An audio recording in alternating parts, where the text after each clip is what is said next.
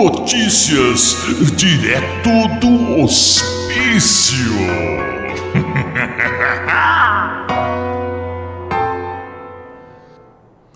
Olá, eu sou Ricardo Manaro e esse é Notícias direto do hospício.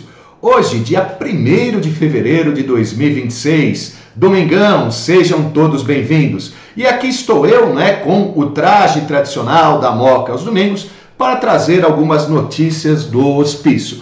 Mas trago a vocês notícias boas. Vamos procurar, trazer notícias boas, pelo menos aos domingos, Eles querem enlouquecer, mas não vão conseguir. Então, curta, comente, compartilhe e inscreva-se no canal, Se não deu tempo para você assistir algum vídeo durante a semana, aproveita o domingo para assistir. Reserve 10 minutinhos por dia, para o Manarinho, 10 minutinhos, sei lá, quando você estiver lavando a louça, quando estiver indo para o trabalho, quando estiver no transporte, 10 minutinhos, para eu trazer algumas notícias que você não vai ver na mídia tradicional, na velha imprensa, tá legal? Muito bem, pessoal. Dia 30, na sexta-feira, começou um processo de anistia ali na Venezuela. Vamos recapitular um pouquinho a história. Em 1999, Hugo Chávez chegou ao poder. Muito próximo a Fidel Castro, muito próximo a Lula, portanto, muito próximo ao eixo do caos, que eu vivo dizendo aqui, o eixo das ditaduras, do radicalismo e do terrorismo islâmico, do tráfico de drogas, entre outras coisas. E ele começa a montar um sistema de político e um sistema repressivo. Em 2013, 5 de março de 2013, o Chávez morreu, abotou o terno, foi comer capim pela raiz e assumiu o Maduro. Agora vocês vejam, 1999 até 3 de janeiro de 2026. Então é muito tempo. Agora, como é que esses caras fizeram para se manter tanto tempo no poder? Então é montada uma estrutura, não é uma coisinha simples não, uma estrutura de poder ali, que vai se basear em alguns pilares. Primeiro, nas Forças Armadas. O que o Hugo Chávez começou a fazer? Ele começou a promover um monte de militares ao cargo de general. Tem general pra caramba ali na Venezuela e deu a eles privilégios, grana, eles se tornam uma casta. Ou seja, o exército está a serviço do Estado e também ao tráfico de drogas. Segundo, uma polícia de Estado que vai ser treinada por cubanos para reprimir a população.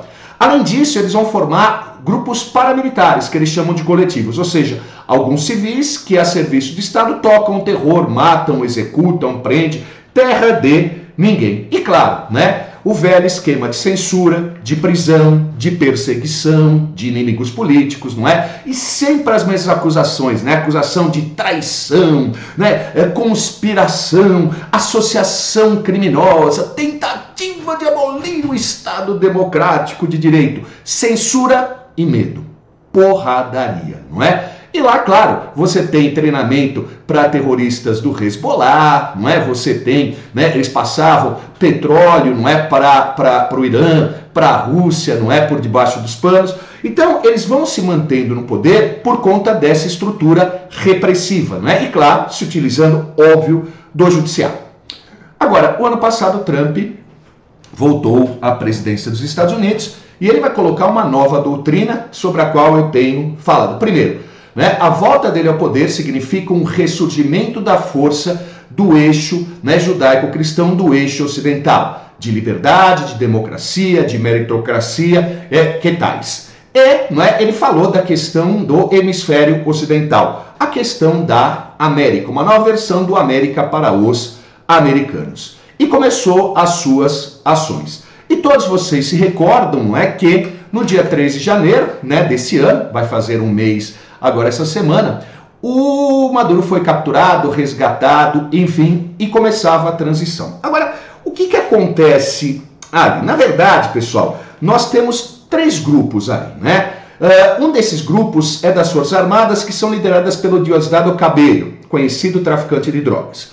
Os irmãos Rodrigues, entre os quais a Delcy Rodrigues, que é a presidência, e seu irmão, que é presidente do Congresso, responsável pela economia e também pela repressão política, e tinha o Maduro, chefe, possível chefe do cartel de Los Soles, tráfico de drogas e tal. Então, esses 3 grupos, o Maduro foi retirado e a Delcy assumiu. E pessoal, a Delcy é mais radical que o Maduro, muito mais radical, ideológica. Só que ela está tendo que comer na mão dos Estados Unidos. Então, o que está acontecendo ali?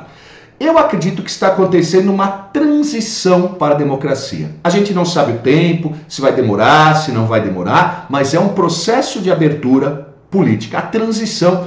O Brasil viveu isso, né? A partir de 1974, o governo Geisel e Figueiredo, nós tivemos a transição, não é? A redemocracização lenta, gradual e segura. Então eu acredito que seja mais ou menos a mesma coisa. E eles estão tendo que comer na mão dos Estados Unidos. E na sexta-feira agora, a Delcy Rodrigues, que é a presidente em exercício, anunciou, primeiro, que vai haver a desativação do helicoide. O que é o helicoide?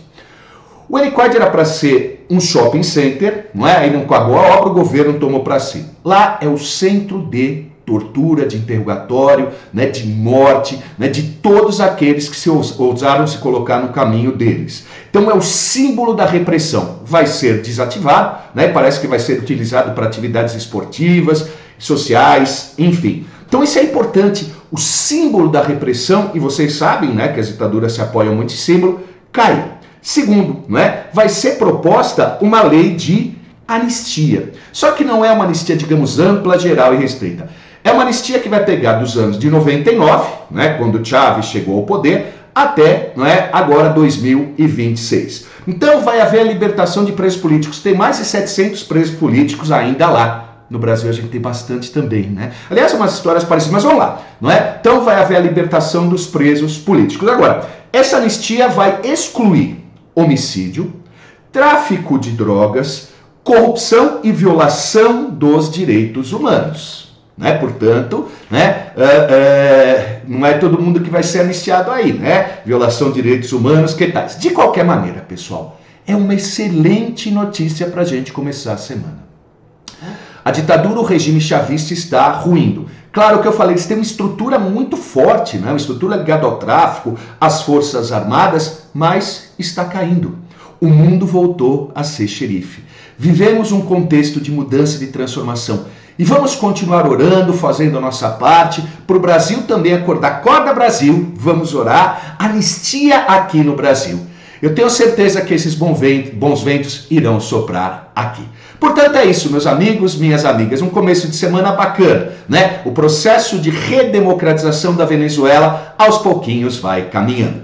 E, pessoal, chegou um livrinho e eu, né? Senta que lá vem história, né? Esse livro da PH Vox, ó, Revolução Cubana e Ditadura Castrista. Já tenho diversão essa semana, espero depois fazer um Histórias do Hospício. Pessoal, a todos vocês, uma ótima semana, um domingo abençoado, que Deus abençoe o Brasil, que Deus abençoe a América, que Deus abençoe o mundo.